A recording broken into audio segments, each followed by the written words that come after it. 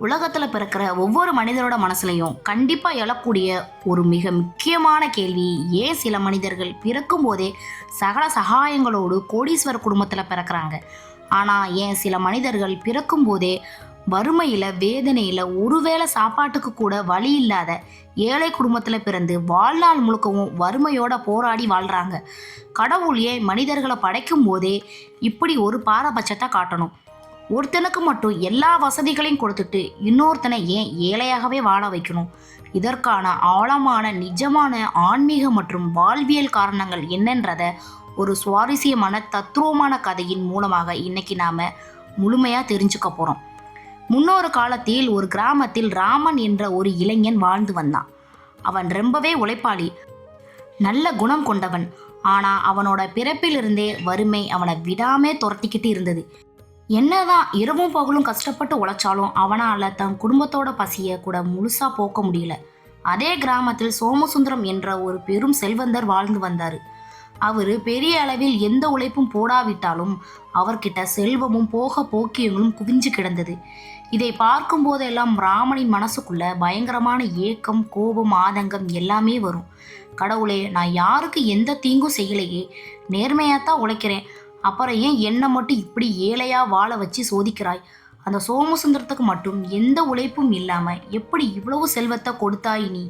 உண்மையிலே பாரபட்சம் பார்க்கிறாயான்னு தினமும் இறைவனை நினைச்சு ரத்த கண்ணீர் வடிச்சு புலம்புவான். ஒரு நாள் தன் வறுமைக்கான காரணத்தை எப்படியாவது தெரிஞ்சுக்கிட்டே ஆகணுன்ற தீவிர தேடலோடு பக்கத்து மலையடைவாரத்தில் தவம் பண்ணிக்கிட்டு இருந்த ஒரு பெரிய ஞானியை தேடி ராமன் போனான். ஆசிரமத்தை அடைஞ்ச ராமன் அந்த ஞானியின் பாதங்களை விழுந்து கண்ணீரோடு தன் மனசில் இருந்த கேள்விகளை கேட்கிறான். சுவாமி, ஏன் மனிதன் ஏழையாகவே பிறக்கிறான்? ஏன் அவன் வாழ்நாள் முழுக்கும் ஏழையாகவே வாழ்ந்து மடிகிறான்? இது கடவுளின் பாரபட்சமா அல்லது அவனுடைய விதியா? இதற்கான நிஜமான காரணம் என்னன்னு கேட்கிறான்.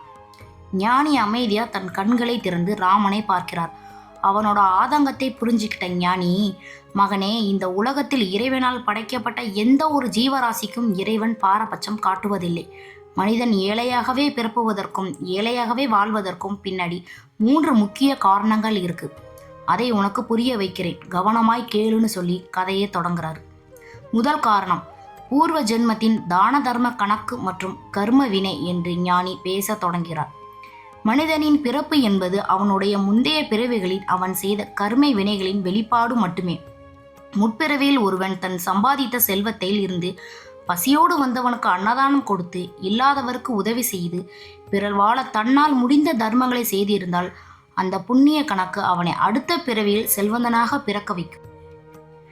மாறாக முற்பிறவியில் பேராசையோடு செல்வத்தை சேர்த்து வைத்து பசியோடு வந்தவனுக்கு ஒரு பிடி சோறு போடாமல் பிறர் சொத்தை சூறையாடி ஏழைகளை ஏமாற்றி பிழைத்திருந்தால் அந்த பாவத்தின் கணக்கு அவனை அடுத்த பிறவியில் ஏழையாகவே பிறக்க வைக்கும். வறுமை என்பது இறைவனின் தண்டனை அல்ல, அது முற்பிறவில் நாம் செய்த லோபம் என்ற பேராசையின் கண்ணாடி வடிவமே.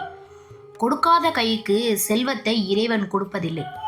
இரண்டாவது காரணம், மனிதனின் சிந்தனை போக்கு மற்றும் வறுமையின் மனப்பான்மை என்று ஞானி இரண்டாவது காரணத்தை விளக்குகிறார். மனிதன் ஏழையாகவே பிறப்பது அவன் கையில் இல்லை மகனே, ஆனால் அவன் ஏழையாகவே வாழ்ந்து மடிவது முற்றிலும் அவனுடைய சிந்தனையின் தவறுதான். பல மனிதர்கள் பிறக்கும் போதே ஏழையாகவே பிறந்தாலும் தாங்கள் எண்ணத்தை மாற்றிக்கொண்டு செல்வந்தனாராக மாறியிருக்கிறார்கள். ஆனால் பெரும்பாலான ஏழை மனிதர்கள், நான் ஏழையாகவே பிறந்து விட்டேன், இது என் தலைவிதி, என்னால் இனி எதுவுமே செய்ய முடியாது என்ற எதிர்மறை எண்ணத்திலிருந்தே தன் வாழ்நாள் முழுவதையும் கழித்து விடுகிறார்கள். அவர்கள் தங்கள் அறிவை வளர்த்துக் கொள்வதில்லை, புதிய விஷயங்களை கற்றுக்கொள்வதில்லை.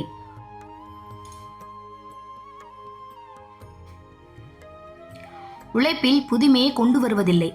அவர்கள் செல்வத்தை பற்றி பயப்படுகிறார்கள். உழைப்பை வெறும் வயிற்று பிழைப்புக்காக மட்டுமே பார்க்கிறார்கள். உன்னுடைய சிந்தனை எதுவோ அதுவே உன்னுடைய உலகமாக மாறுகிறது. வறுமையை எண்ணி புலம்பிக் கொண்டே இருப்பவனுக்கு வறுமையே மிஞ்சும். மூன்றாவது காரணம், நேரத்தின் மதிப்பு மற்றும் சேமிப்பு அறியாமை என்று ஞானி மூன்றாவது காரணத்தை தெளிவாக கூறுகிறார்.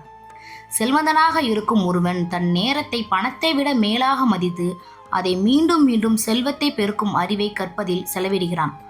ஆனால் ஏழையாகவே வாழும் ஒருவன் தன் நேரத்தை தேவையில்லாமல் புலம்புகளிலும் மற்றவர்களை குறை சொல்வதிலும் பயனில்லாத பொழுதுபோக்குகளிலும் வீணடிக்கிறான். மேலும் தனக்கு கிடைக்கும் சிறிய வருமானத்திலும் ஒரு பகுதியை எதிர்காலத்திற்காக சேமித்து வைக்காமல் கிடைத்தவுடன் செலவழித்து மீண்டும் வறுமையின் பிடியிலேயே மாட்டிக்கொள்கிறான். கதையை முடித்த ஞானி ராமனின் தோளை தொட்டு சொன்னார், மகனே, நீ ஏழையாகவே பிறப்பதற்கு உன்னுடைய பூர்வ ஜென்ம கணக்கு காரணமாக இருக்கலாம். ஆனால் இனிமேலும் நீ ஏழையாகவே வாழ்வதற்கு உன்னுடைய அறியாமையும் புலம்பலும் மட்டுமே காரணமாக இருக்கும். முற்பிறவியில் பாவத்தை போக்க இன்றிலிருந்தே உன்னிடம் இருக்கும் சிறிதளவு உணவையாவது பசித்தோருக்கு பகிர்ந்து கொடு. உன் தலைவிதியை நினைத்து புலம்புவதை நிறுத்திவிட்டு உன் சிந்தனையை மாற்று. தினமும் புதிய விஷயங்களை கற்றுக்கொள். நேரத்தை சரியாக பயன்படுத்து.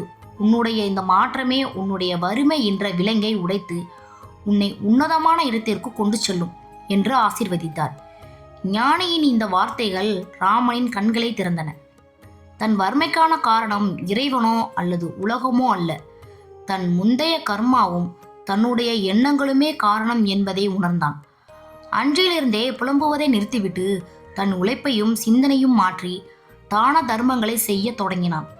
சில ஆண்டுகளிலே அவனுடைய வறுமை முற்றிலும் நீங்கி அவன் செல்வந்தனாகவும் கிராமத்தால் மதிக்கப்படும் சிறந்த மனிதனாகவும் மாறினான். எனவே அன்பான நண்பர்களே, மனிதன் ஏழையாகவே பிறப்பது கட்டுப்படுத்தாத விதி. ஆனால் ஏழையாகவே வாழ்ந்து மடிவது அவன் தன் எண்ணத்தையும் உழைப்பையும் மாற்ற தவறிய மதி. வறுமையை பார்த்து அஞ்சாதீர்கள், சிந்தனையை மாற்றுங்கள், பிறருக்கு உதவி செய்யுங்கள். காலம் உங்கள் வாழ்க்கையை நிச்சயம் ஒளிர வைக்கும். இந்த கதை பிடிச்சிருந்தா ஸ்டோரி வித் ஜோதி சேனலை சப்ஸ்கிரைப் செய்து கொள்ளுங்கள். நன்றி.